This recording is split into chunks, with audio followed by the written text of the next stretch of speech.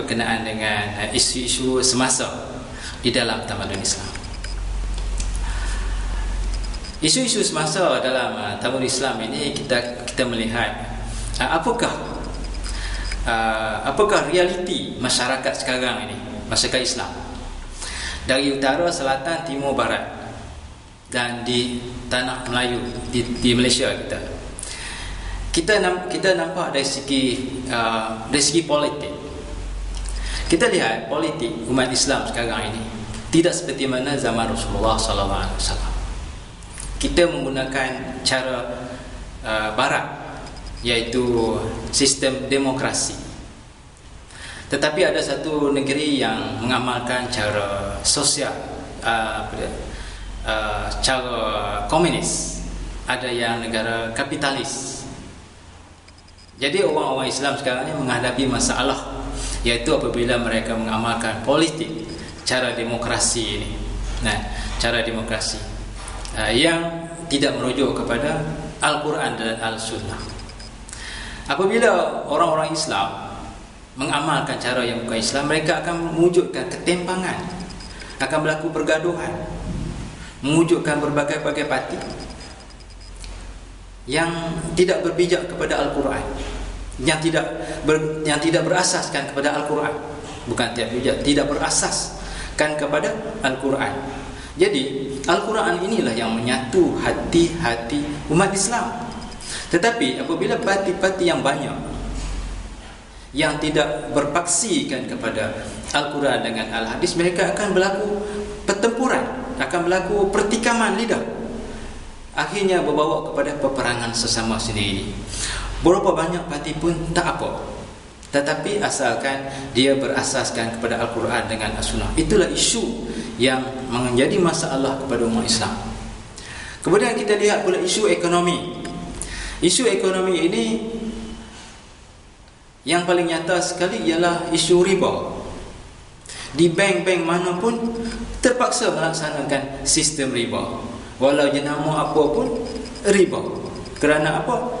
Kerana mereka tidak dapat keluar daripada sistem barat, iaitu mengamalkan riba. Kita tidak menjadikan mata wang kita emas. Mata wang kita bersandar kepada dolar Amerika. Dolar Amerika berdasarkan kepada apa kita tak tahu. Kita gunakan wang kertas. Padahal Allah Ta'ala telah menjadikan emas sebagai sumber mata wang. Mengapa kita tidak menjadikan emas sebagai mata wang? Ini yang menjadi isu semasa bagi umat Islam, yang menjadikan negara umat Islam menjadikan barang-barang harga jadi mahal. Kerana apa? Mata wang jatuh. Kalau emas dijadikan sebagai mata wang, emas tak akan jatuh nilai dia sampai kiamat. Tidak ada jatuh. Kerana apa? Allah Ta'ala sendiri yang mengawal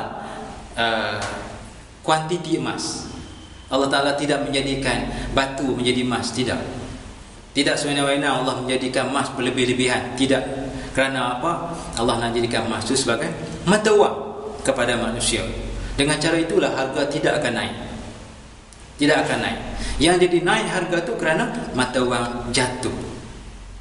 Itu masalah yang kita hadapi. Di dalam sosial, umat Islam menghadapi masalah pergaulan bebas. Remaja-remaja, bukan setakat remaja, orang tua pun yang tak sedar diri, nak mati pun pergaulan bebas. Kalau ada sokan tak bercampur dengan wanita, lelaki tak campur dengan wanita, tak seronok. Kalau hari keluarga tak bercampur-campur lelaki dengan perempuan, tak seronok. Apa salahnya kalau hari keluarga tu diasingkan? Diasingkan dua badan, satu orang lelaki, satu orang perempuan, berkeluarga lah. Ataupun sokan, orang perempuan sebelah sana, orang lelaki sebelah sini, jangan dicampur. Boleh.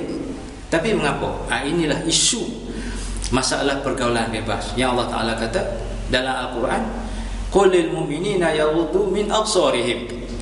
Katalah pada orang-orang yang beriman, tunduklah pandangan. Apabila mereka dah bercampur gaul, macam mana nak tunduk? Ini yang menjadi masalah. Kemudian kita lihat lagi masalah isu kita ialah masalah pendidikan. Pendidikan kita tidak mengikut prioriti. ataupun kita tengok dia punya sistem yang mana diutamakan. Sekolah rendah darjah 1, kita sebagai seorang Islam, mengapa kita tak belajar bahasa Arab dengan begitu sungguh-sungguh? Mengapa kita kena belajar bahasa Inggeris? Bahasa Inggeris ni kalau nak belajar pun kat peringkat universiti. Kalau peringkat rendah ni kita kena belajar bahasa Arab dulu, sebab bahasa agama Islam. Kita nak bercakap dengan malaikat alam kubur dalam bahasa Arab, pergi kepada masyarakat nak jumpa Nabi dalam bahasa Arab, nak duduk dalam syurga kita nak bercakap Arab. Jadi bercakap Arab ini adalah lingua franca untuk orang Islam. Kita kena tahu bahasa Arab sejak daripada darjah 1 sekolah rendah, kena tahu dah. Itu yang mana nak diutamakan, iaitu bahasa Arab. Yang mana dia diutamakan, solat, sembahyang. Yang mana nak diutamakan, baca Al-Quran. Itu yang diutamakan dulu. Peringkat menengah, barulah kita masukkan unsur-unsur keduniaan. Di peringkat universiti baru kita masukkan profesional, teknikal. Itu mana prioriti itu. Jadi masalah kita hadapi ialah di kalangan profesional, baca Fatihah pun tak tahu mana, padahal dia mengaku dia orang Islam. Bila kita baca tahlil, nak baca Yasin pun tak tahu, padahal dia pegang Dr. Holder, pemegang PhD, tapi nak baca Yasin pun tak tahu. Makna Yasin lagilah tak tahu, padahal dia seorang Muslim. Ini masalah sistem pendidikan, dia tidak ikut. Itu yang kita kena menghadapi. Itu isu dia. Dan seterusnya ialah isu dari segi kesenian. Kesenian ini maksudnya benda yang halus, benda yang Allah Ta'ala sebut, yang disebut waqulu linnasi husna, katalah dengan manusia, kepada manusia dengan kata yang baik-baik. Maksudnya kita kena berseni dalam perkataan kita. Rasulullah pun kata, innallaha jami' yuhibbu jamal. Dia suka, Allah itu cantik, dia suka pada kecantikan, seni.